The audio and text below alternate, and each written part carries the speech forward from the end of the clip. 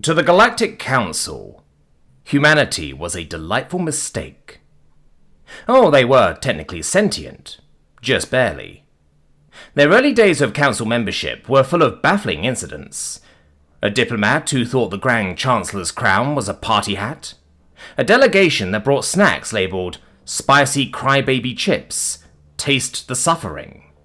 And that infamous karaoke incident on Viral Prime. No one talks about the karaoke incident anymore, mostly out of trauma. Every species had a human joke. The Zalari told one involving a human trying to teach a rock to dance, ending with both of them becoming internet famous. The Javari's favourite involved a human turning a black hole into a tourist trap. The humans themselves would tell these jokes, laughing harder than anyone. Humans embraced it all. They called themselves the comic relief of the cosmos. They sold I'm with stupid shirts in 100 languages. They once pranked the council by replacing all formal greetings with finger guns for a week. And despite it all, the humans kept showing up. To meetings, to parties, to crises. Sometimes just to say, hey, we brought cookies. The other species, old, proud, refined, couldn't make sense of them. The Varnak, a stoic race of crystalline scholars, once asked, "Why do you not take yourselves seriously?" The human ambassador, chewing bubblegum and wearing socks with cats on them, smiled. Because someone's got to keep things light before they get too dark. Then came the darkness. It didn't announce itself. It didn't negotiate. It arrived. A massive void pulse of destructive energy ripped through most of the galaxy. A galaxy-dooming event of epic magnitude. Entire star systems went dark. As waves of void energy tore through the spiral arms, corrupting data, mutating life, silencing planets. Refugees poured into safe zones. Ancient empires trembled. The council splintered into shouting matches and silence. The Cathan home world cracked in half.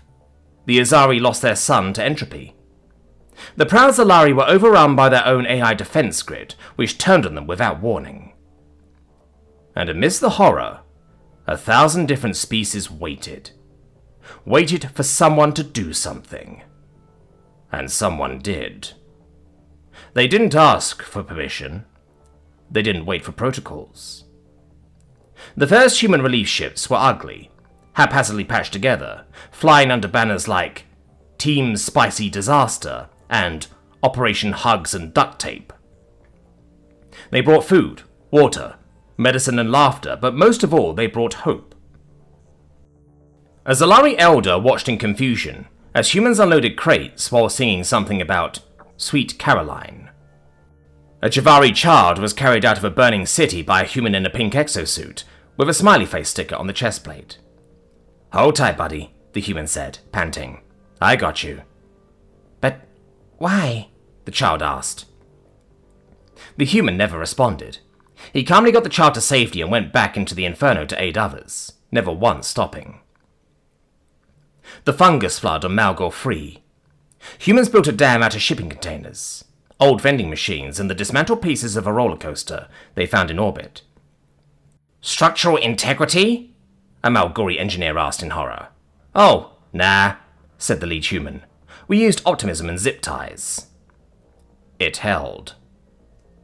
The cold void storm that hit the Zalari colonies.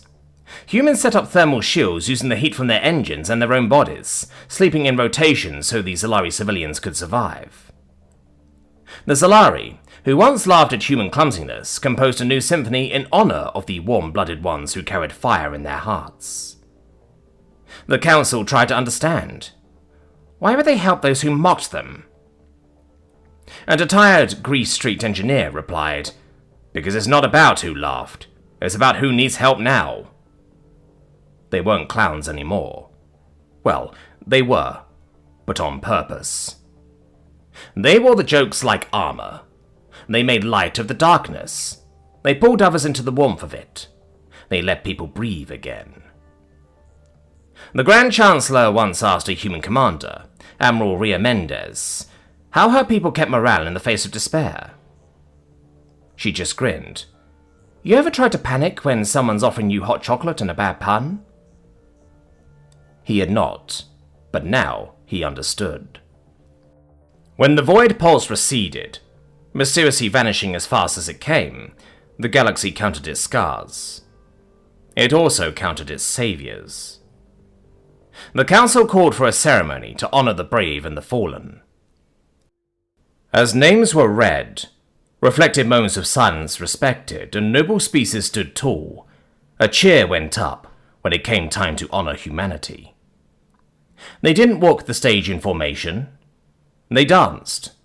One wore a chicken hat, another dabbed. Someone handed the Chancellor a glitter bomb, and the whole damn hall laughed. Not at them, with them. Now when a species joins the council, they're warned, you'll meet the humans. They're absurd. They'll bring snacks to a crisis, turn your translation matrix into a comedy sketch, and somehow survive by yelling at the laws of physics. But in your darkest hour, when your world crumbles and your people cry out, they'll be there, with duct tape, and hot chocolate, and terrible jokes, and open arms. They're still the joke of the galaxy, but now, it's the joke that saved us, and we'll never forget the punchline.